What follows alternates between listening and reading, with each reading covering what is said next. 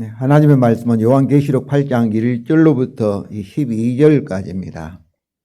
신약성경 407쪽에 있습니다. 8장 1절로부터 12절까지 말씀입니다. 교독하시겠습니다. 제가 읽겠습니다. 일곱째 인을 떼실 때에 하늘이 반 시간쯤 고요하더니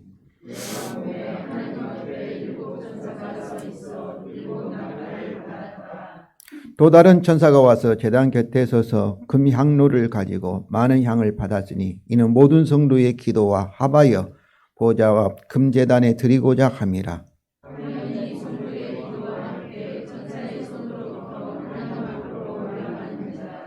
천사가 향로를 가지고 제단에 불을 담아다가 땅에 쏟음에 우레와 음성과 번개와 지진이 나더라.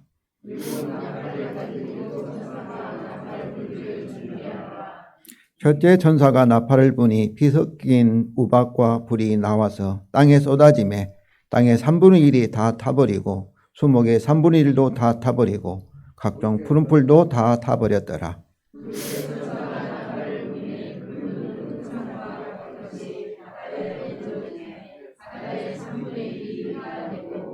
바다 가운데 생명 가진 피조물들의 3분의 1이 죽고 배들의 3분의 1이 깨지더라.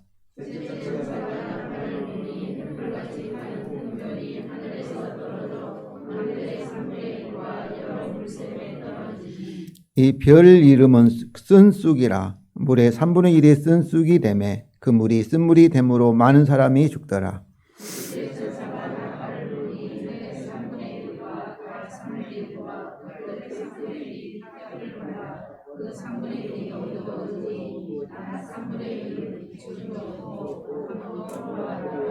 아멘. 성도 여러분, 우리는 요한계시록을 읽어가고 있습니다. 요한계시록에는 7인과 그리고 7나팔과 16장에 7금 대접이 나옵니다. 이것들을 예수님께서 세상에 다시 오실 때 일어날 예언으로 생각하는 사람들이 많이 있습니다. 우리가 그들을 미래주의적으로 요한계시록을 해석하는 자들이라고 하는데 그들은 실제 역사에서도 먼저 7인의 재앙, 심판이 있고 그 다음에 7나팔의 심판이 있고 순서대로 마지막에는 7대접의 심판이 있다고 이렇게 생각을 합니다. 그런데 이것이 옳다면은 6째 인이 떼어질 때 해가 검어지고 그리고 달이 온통 피같이 되고 별들이 땅에 다 떨어지며 하늘은 두루마기가 말리는 것 같이 완전히 떠나갔다면은 어떻게 넷째 나팔에서 해와 달과 별이 3분의 1만 타격을 받아 어두워질 수 있고 또 넷째 금 대접에서 어떻게 해가 참으로 이렇게 타격을 받을 수가 있겠습니까? 그러니까 순서대로 일어난다고 생각한다면 이것은 모순이 되지요. 그러므로 7나팔은 실제 역사에서 7인 다음에 순서대로 일어날 수가 없습니다. 이것은 다른 관점에서 7인을 반복하여 강조하거나 전진적인 참으로 강도를 이렇게 확대하는 것으로 생각할 수 있습니다. 그래서 7나팔은 7인과 내용이나 구조면에서 많이 유사합니다. 7인과 7나팔 모두 4개 단락과 뒤에 3개 단락으로 또 439조라고 하지요. 이렇게 나눌 수 있고 또 6째와 7째 사이에는 다 삽입이 있습니다. 이내는 이렇게 7장에 14만 4천과 셀 수 없는 물이라는 그런 삽입이 있고 또 6째 나팔과 7째 나팔 사이에는 10장에 이렇게 다시 예언을 해야 된다는 그리고 두 증이 11장에 두 증이라는 이런 삽입절이 있습니다. 그러므로 이 비슷한 거지요. 내용면이나 구조면에서. 그러나 이 다섯째 이는 죽음당한 영혼들의 기도를 보여주지만은 다섯째 나팔은 불신자들이 심하게 괴로워하는 모습을 보여준다면서 다르며, 또 인해의 재앙의 삽입은 여호와 날의 심판에서 이 구원을 받은 하나님의 백성을 보여주지만은, 나팔의 삽입은 세상에 대한 다시 예언을 하리라는 말씀과 그리고 두 증인을 보여준다는 점에서 서로 다릅니다. 이처럼 일곱인과 일곱 나팔은 많이 유사하지만은 서로 다른 관점, 강조나 목적에서는 다르다고 볼 수가 있습니다. 특별히 일곱인에서는 일곱인의 서문인 4장과 5장에서, 특별히 5장에서 무엇을 강조하고 있습니까? 죽음당한 어린 양이 하나님의 오른편에 있는 그 두루마기를 받아서 그 인을 떼기에 합당하더라는 사실을 반복하고 있습니다.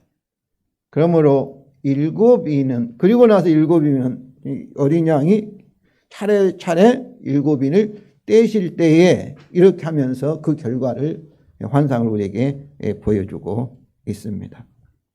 그러나 일곱 나팔의 서문에서 성도의 기도와 기도의 응답으로 나팔이 이 재앙이 이렇게 일어나는 것을 우리에게 말해주고 있습니다. 저는 이 두 가지의 이 다른 점도 아주 중요하다고 생각합니다. 왜냐하면 성도 여러분, 이 5장 10절에서 말씀하고 있는 것처럼, 5장 10절 우리 다시 읽겠습니다. 5장 10절입니다.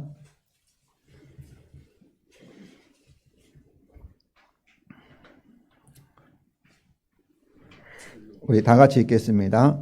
그들로 우리 하나님 앞에서 나라와 제사장들을 삼으셨으니 그들이 땅에서 왕 노릇 하리로다 하더라. 이렇게.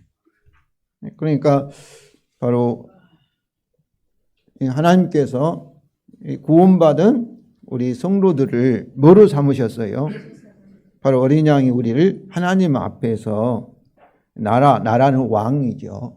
왕과 제사장들로 삼으셨으니 그들이, 그러니까 예수 어린 양을 통해서 구원받은 우리가 땅에서 왕 노릇 하리로다 이렇게 말하고 있습니다. 또 1장 6절에서도 바로 이 사실을 말하고 있죠. 우리를 나라와 제사장 삼으셨다. 그러므로 저와 여러분 누구예요? 예수 그리스도 안에서 하나님을 섬기는 제사장이요 그리고 왕이라는 사실입니다. 그러면 어떻게 우리가 왕 노릇 하는가를, 이 나팔 재앙을 통해서 어떻게 우리가 제사장 노릇을 하는가를 나팔 재앙을 통해서 말해주고 있다고 생각합니다. 그래서 오늘 본문을 통해서 다시 한번 저와 여러분이 그리스도 예수 안에서 누구이며 그 제사장이며 왕이란 사실을 확인하고, 그리고 어떻게 어린 양이신 우리 주님과 함께 이 세상에 대해서 우리가 제사장과 왕노를 할 것인가를 확인하는 시간 되기를 원합니다. 이제 일곱째 인에 대해서 살펴보겠습니다. 일곱째 인은 여섯째 인에서 이어서 일곱 인의 완성이지요. 그러나 요한이 보았던 7장의 둘째 환상의 연속입니다. 왜냐하면은 우리가 요한계시록에는 항상 2절에 내가 봄에라든지 2일 후이라든지 뭐 내가 들으니 이렇게 장면이 다른 장면을 소개하는 표시가 있는데 8장 1절에는 다른 환상을 보았다는 표지가 없습니다. 그리고 7장의 둘째 환상과 동일한 하늘의 성전에서 7인이 떼어지기 때문입니다. 8장 1절 우리 다 같이 읽겠습니다.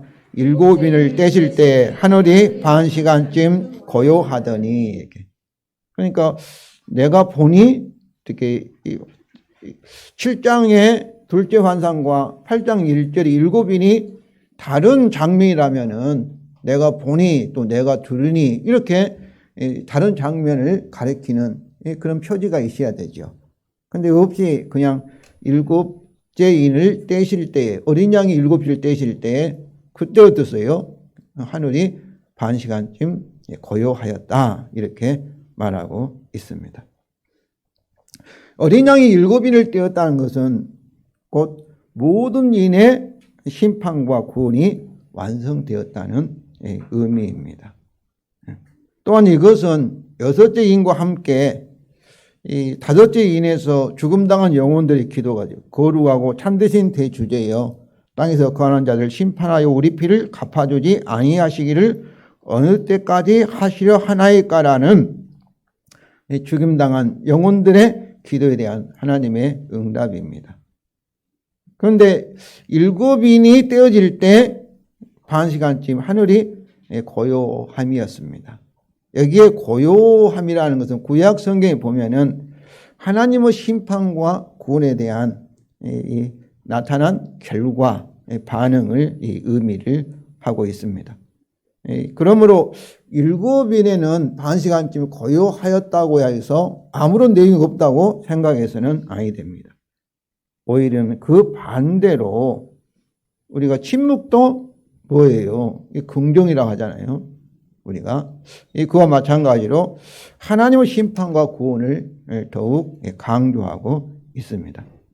요한은 6째 인의 최후 심판을 이미 6째 인을 떼었을 때 이미 우리에게 설명하였고, 그리고 7장 후반절에서 둘째 환상에서 그 환란에서 구원받아 하늘에서 흰옷을 입은 큰 무리와 그들이 받은 종말론적인 복에 대해서 이미 설명을 하였습니다. 그러니까 7장 7절부터 17절은 뭐예요? 구원이 완성되어서 하늘에서 그들이 누리는 흰옷 입고 종려가지를 놓고 새노래를 부르고 그들이 하나님과 언약적인 영원한 연합을 통해서 누리는 복에 대해서 이미 설명을 한 것이죠. 그리고 요한계시를 앞으로 계속해서 하나님의 심판과 구원을 계속해서 반복할 것이기 때문입니다. 그렇습니다. 그러면 반 시간쯤 하늘이 고요하였더라. 그 의미는 무엇이겠습니까? 그렇게 한 이유가 무엇이겠습니까? 우리에게 회개할 시간과 생각할 시간을 주는 것이라고 생각합니다. 7인을 통하여서 하나님이 우리에게 주신 이 구원의 축복, 구원에 대해서 우리가 깊이 생각하고 또 생각하고 그리고 어때야 되겠어요?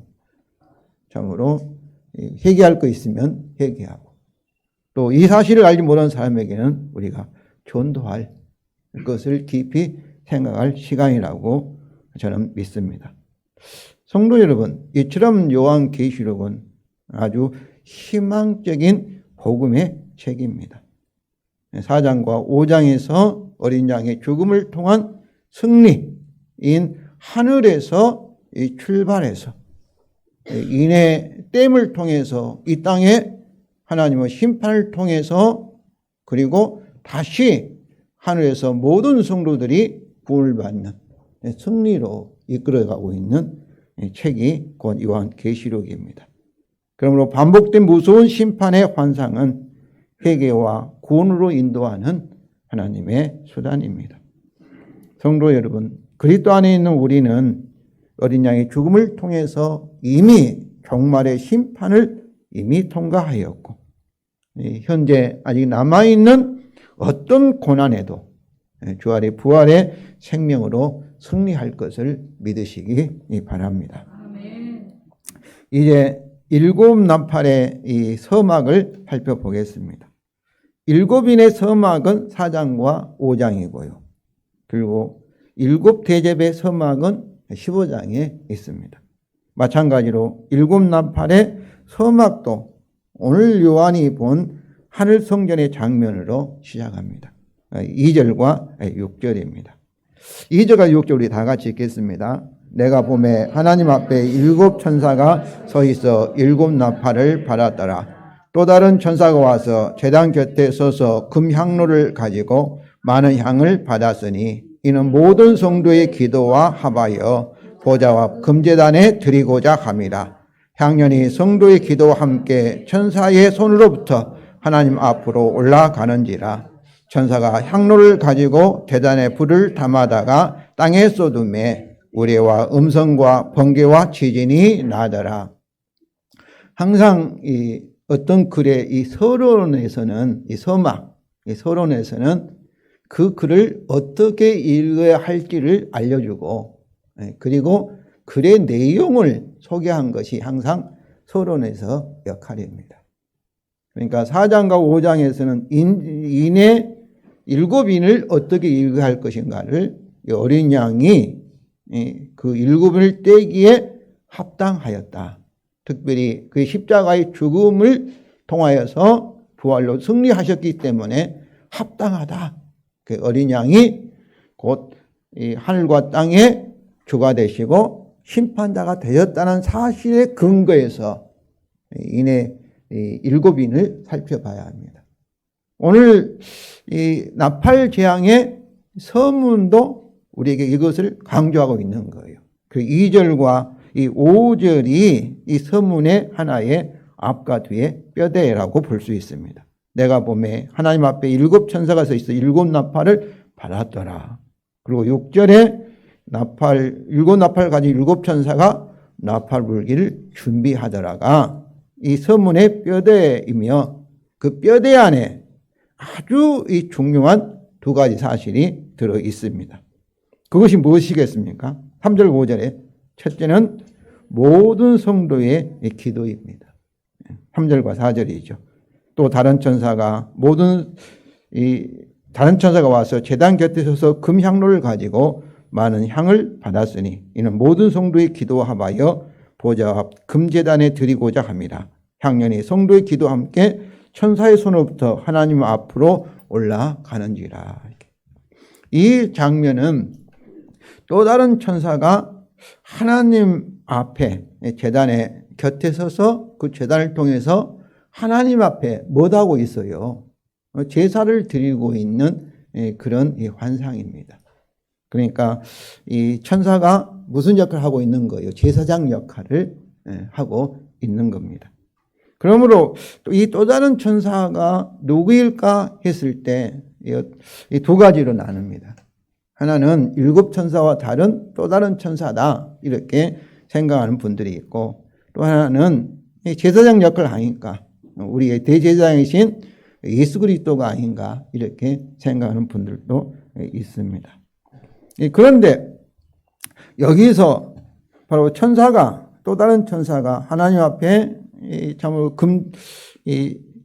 제단에서 하나님 앞에 제사를 드리는 환상에서 우리 왕이요 그리고 제사장인 우리들의 역할은 어떻게 제사장 역할을 하겠습니까? 여기서 모든 성도의 기도와 함께 그랬습니다. 기도를 합하여 보좌 앞에 금제단에 드리고자 함이라 이렇게 말하고 있습니다. 그러니까 우리 성도들은 제사장 역할을 어떻게 하는 거예요? 우리의 기도를 통하여서 바로 하나님 앞에 무엇을 드리는 거예요? 향을 피워서 드릴 때 하나님 앞에 드리는 역할을 하고 있다는 것을 이렇게 암시하고 있습니다. 또 7 나팔이 하나님 심판과 구원을 한다면 우리가 어떻게 왕노를 하겠습니까? 바로 기도를 통하여서 바로 정말로 이 왕이신 예수 그리스도와 함께 세상을 심판하고 기도 응답을 통해 세상을 심판하고 세상에 왕노릇을 하고 있다는 것을 보여주고 있습니다. 여기서 이 향들의 연기가 성도 기도함 하나님에 올라갔다는 것은 하나님이 기쁘시게 모든 성도의 기도를 받으셨다. 그런 의미이죠. 그런데 요한은 여기서 3절에서도 모든 성도의 기도를 합하여 4절에서도 성도의 기도라고 반복하여서 하나님의 진노의 심판을 상징하는 금제단의 불의 그 연료가 뭐라고 생각하세요? 성도의 기도라는 것을 강조하고 있습니다. 다시 말하면 하나님의 진노의 심판에서 저와 여러분의 기도가 절대 필요하다, 필수적이다라는 사실을 강조합니다.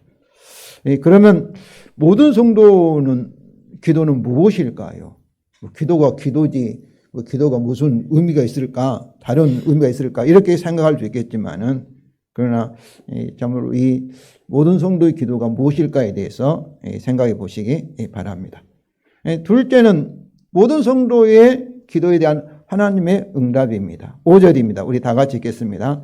그 천사가 그 향로를 가지고 제단에 불을 담아다가 땅에 쏟음에 우리와 음성과 번개와 지진이 나더라.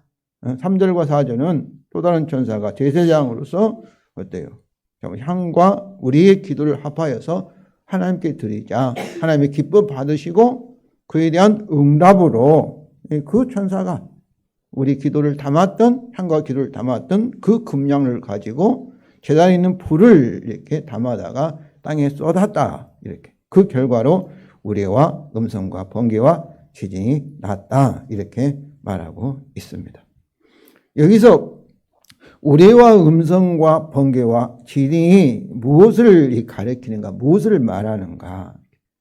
우리가 5장 4절에도 하늘에서 바로 이 우레와 이렇게 번개와 음성과 우레 소리가 나더라 이렇게 말하고 있습니다.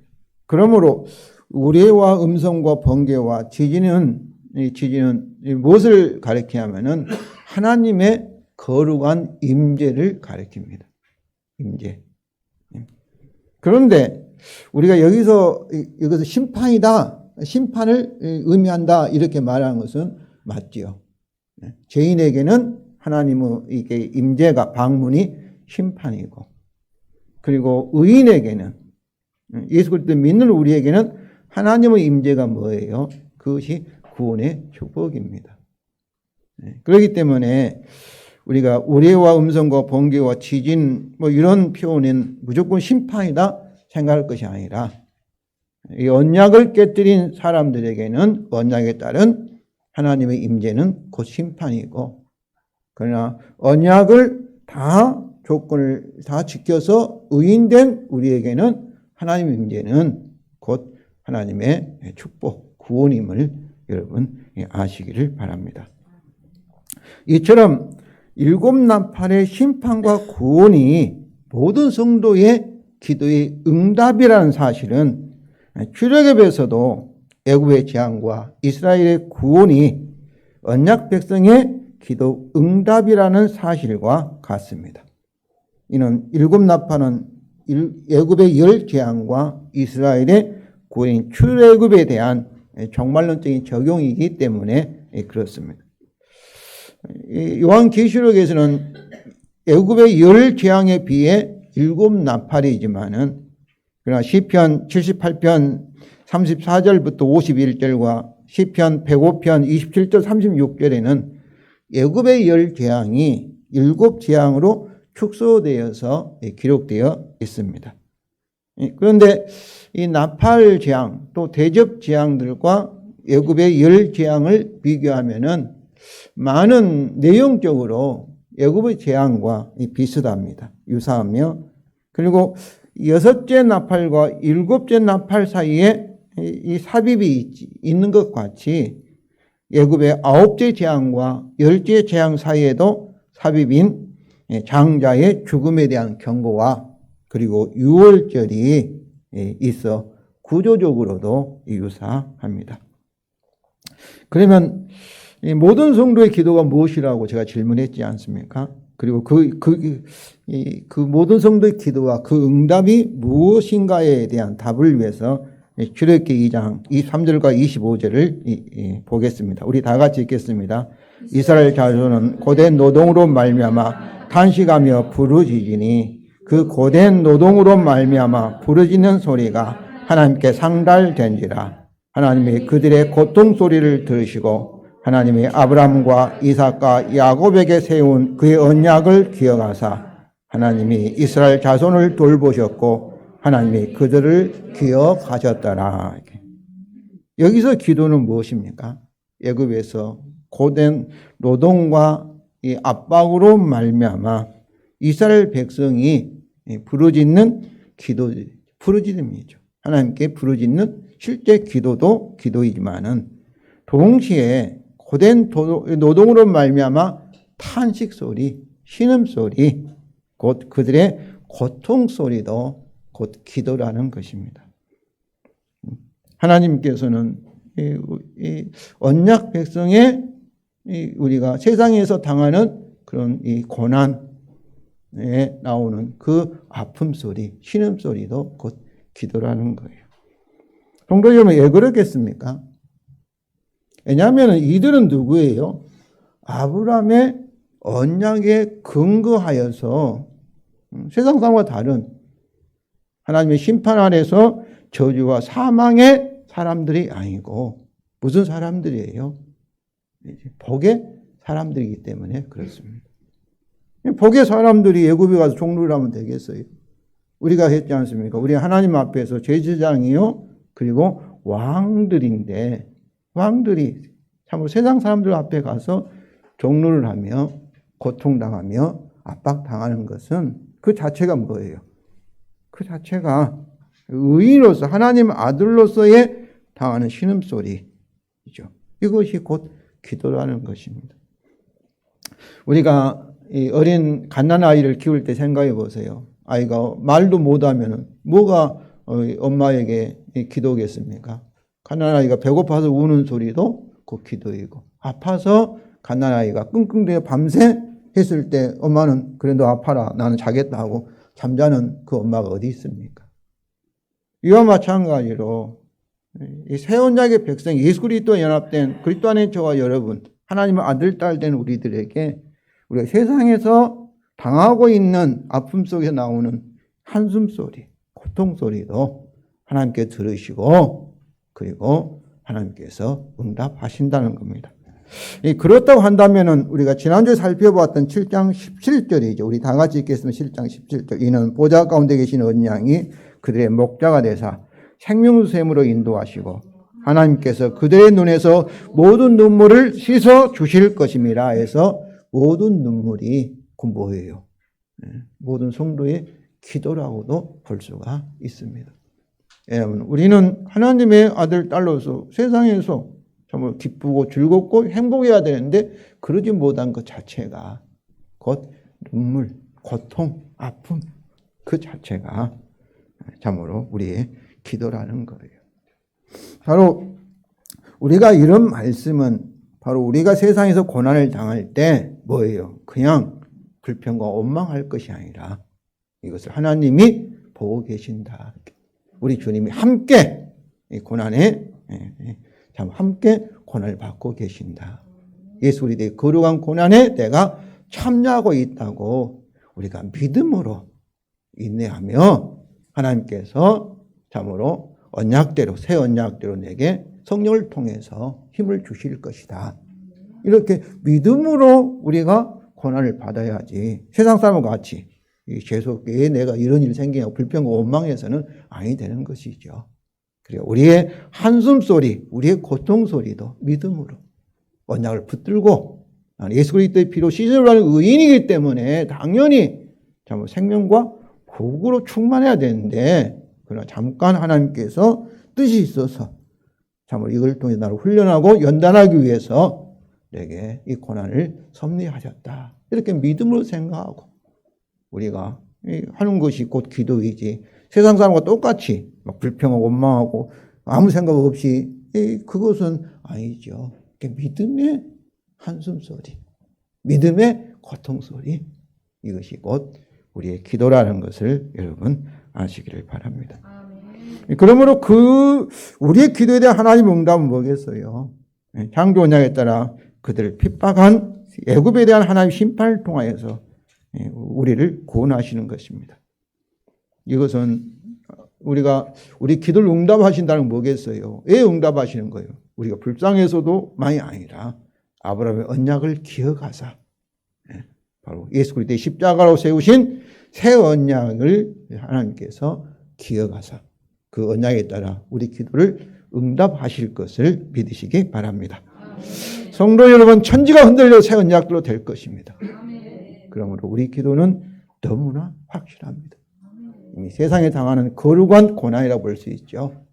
예수 그리스도 안에서 세상에 당하고 있는 아픔들, 눈물들 다 하나님께서 우리를 위로하시고 보상하실 것을 믿으시고 성도 여러분 항상 기도하시고 또 참 소망을 가지시고 항상 이겨내시기를 주님의 이름으로 축원을 드립니다. 마지막으로 모든 성도의 기도의 응답으로서의 처음에 네 나팔입니다.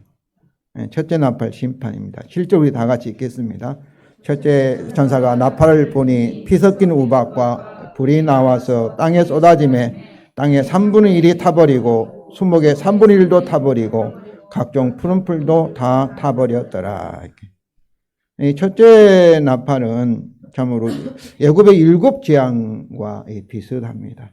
그런데 둘 다 나팔과 우박이 하늘에서 창조 세계의 땅과 나무와 식물을 이렇게 해치는 것을 묘사합니다.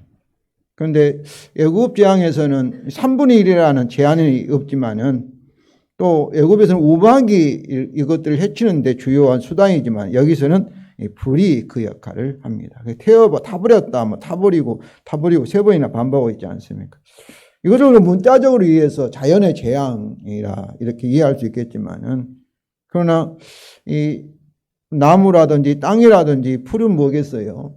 우리가 먹고 사는데 필요한 음식의 공급원이기 때문에 이것이 일어났을 때 어떠겠어요? 참으로 우리가 많은 심한 기근으로 고통을 받을 것입니다. 그러므로 첫째 나팔은 셋째인의 검은 말의 기근 재앙과 연결이 됩니다. 왜 3분의 1만 심판을 받을까요? 하나님은 심판 중에도 회개를 통한 회복의 가능성, 3분의 1을 남겨놓아서 그들이 돌아오기를 원하시는 것을 보여주고 또 이 3분의 1이라는 것은 이 심판이 마지막이 아니다. 최후의 심판이 다가오고 있다는 것을 보여주기 위해서입니다. 둘째 나팔 심판입니다. 둘째 전사가 나팔을 불며 불붙은 큰 산과 같은 것이 바다에 던져지매 바다의 3분의 1이 피가 되고 바다 가운데 생명 가진 피조물의 3분의 1이 죽고 배들의 3분의 1이 깨지더라. 이것도 애굽의 첫째 재앙과 비슷합니다. 그리고 불붙은 큰 산과 같은 것은 이 예레미야 51장 25절의 이 예언이라고 볼 수 있습니다. 불붙은 큰 산은 바벨론 및 큰 성을 가리키고 불붙은 큰 산은 불은 심판이라고 우리가 말했으니까 그들의 심판을 이렇게 상징을 합니다. 그런데 여기서 불붙은 큰 산과 같은 것이 하나님의 심판의 대상이 아니라 뭐로 이렇게 사용되겠어요? 바다와 바다의 생물들과 배들에 대한 심판의 도구로 그들을 이렇게 깨뜨리는데 참으로 이게 하는데 심판의 도구로 사용되고 있습니다. 그렇다면 바다는 여러 나라들을 가리키고 바다의 생물들은 나라의 백성들을 이렇게 상징합니다. 하박국 1장 14절에는 바벨론에 정복된 사람들을 바다의 고기와 같게 하셨다고 말하고 있습니다. 그러므로 둘째 나팔 심판은 악하고 강한 나라, 러시아에 의해서 우크라이나가 참 어려움 겪고 있지 않습니까? 이 제국, 미국에 의해서 우리도 경제적으로 이렇게 어려움을 겪고 있는 것처럼 바다의 3분의 1이 피가 되었다는 것은 참혹한 전쟁이나 재앙으로 죽음을 당하거나 정치적으로나 핍박을 받으며 경제적으로 고통을 당하는 것을 상징합니다. 이것은 처음에 넷째인과 비슷합니다. 셋째 나팔 심판입니다. 우리 다 같이 읽겠습니다. 첫째 천사가 나팔 부니 횃불같이 타는 큰 별이 하늘에서 떨어져 강들의 3분의 1과 여러 물샘에 떨어지니 이 별의 이름은 쓴쑥이라. 물의 3분의 1이 쓴쑥이 되매 그 물이 쓴물이 되므로 많은 사람이 죽더라. 이것도 애굽의 첫째 재앙에서 인용합니다.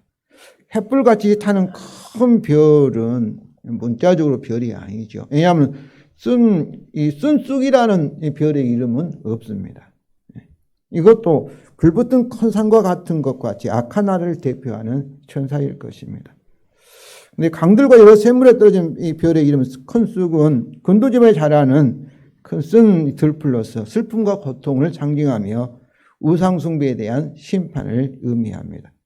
그러므로 셋째 나팔은 우상숭배로 인한 하나님의 심판으로 독한물이라도 쓴물이라도 마실 수밖에 없고 그렇게 함으로써 고통과 죽음을 당하는 것을 상징합니다. 이것은 네 번째 인과 비슷합니다. 이제 마지막 넷째 나팔 심판입니다. 12절이 우리 다 같이 읽겠습니다. 넷째 천사가 나팔을 부니 해의 3분의 1과 달의 3분의 1과 별들의 3분의 1이 타격을 받아 그 3분의 1이 어두워지니 낮 3분의 1은 비춤이 없고 밤도 그러하더라.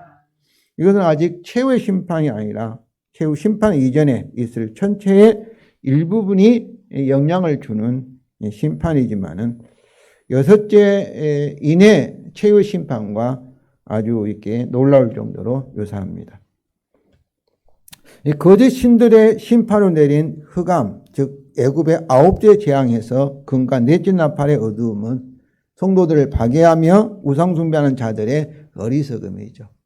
흑암이라는 것은 이게 저주와 사망을 상징하고 그 무지를 상징하죠.